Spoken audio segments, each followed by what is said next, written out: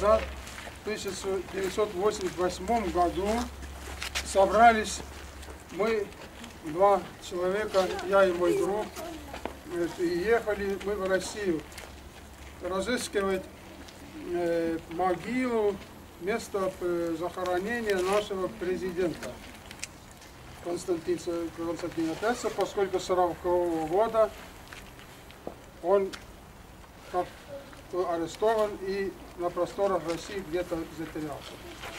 И нам удалось в Бурашево тогда с помощью местного народа установить приблизительное место захоронения нашего президента, и потом общество по охране памятников старины ездили 2 лета туда, и там раскопки производили, и идентифицировали тогда личность, и установили, что это действительно там наш президент. И теперь захоронили, перевезли и сюда. После того прошло 22 года, и что-то я слышал, что произошло в Бурашеве и Твери после отъезда нашей делегации оттуда, вернее, экспедиции с останками президента. И когда в 2010 году прибыли мы 3 пенсионера в Тверь и Бурашево, то оказалось, что там произошли события, что после раскопа, после нахождения останков, наказывали председателя сельсовета тогдашнего, который дал разрешение на раскопки в Бурашеве, и видеооператора Соколова, который снимал нашу поездку и наш поезд там. Вот это так коротко то, что произошло. А потом мы стали уже укреплять связь между Бурашевым, Тверью и Эстонией. Были разные люди, которые приезжали туда, и к сегодняшнему дню, значит, установили камень большой, 5 тонн там весом, табличку, и школьники, местные, школа Бурашева во главе с преподавателями, все-таки ходят на это место и не забывают. Вот. Есть у нас дальнейшие планы, там еще по благоустройству этой площадки там.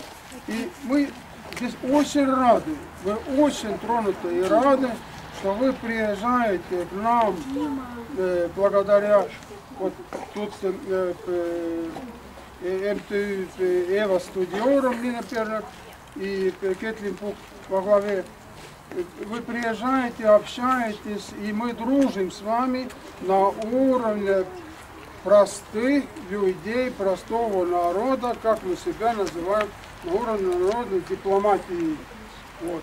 Это очень отрадно. Ну, вы понимаете, история есть история, политика есть политика. Мы не хотим заниматься политикой, но тем не менее я скажу вот одну такую маленькую вещь. Ну, это не малозначительно. Вот в отношении к нашему президенту, он создатель Эстонской республики, он первый глава правительства, и он первый наш президент.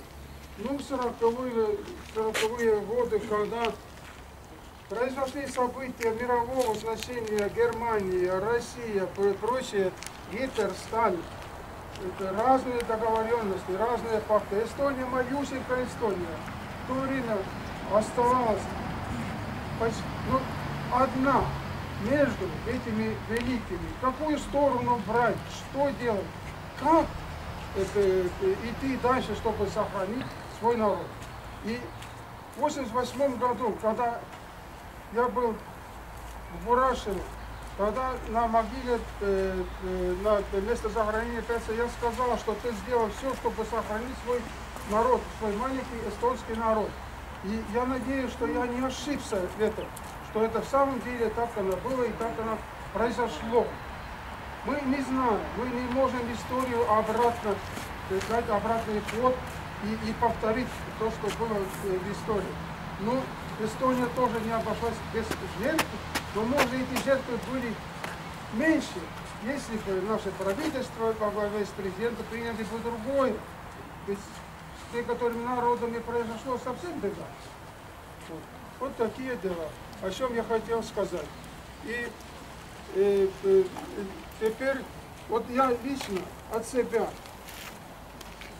кладу эти цветы сюда. Посмотрите, обратите внимание сюда, что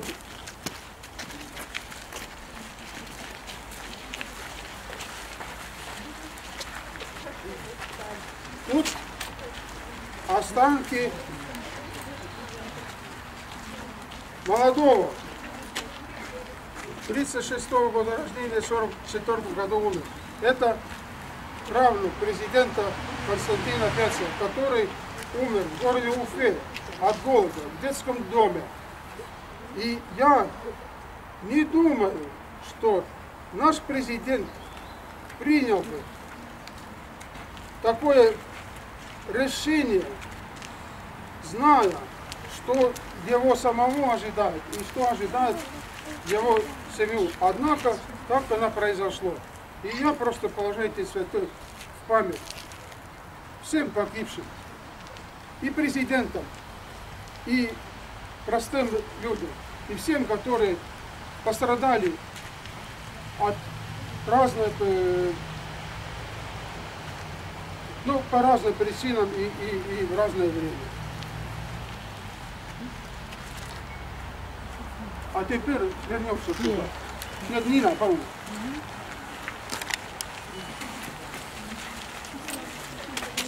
Значит,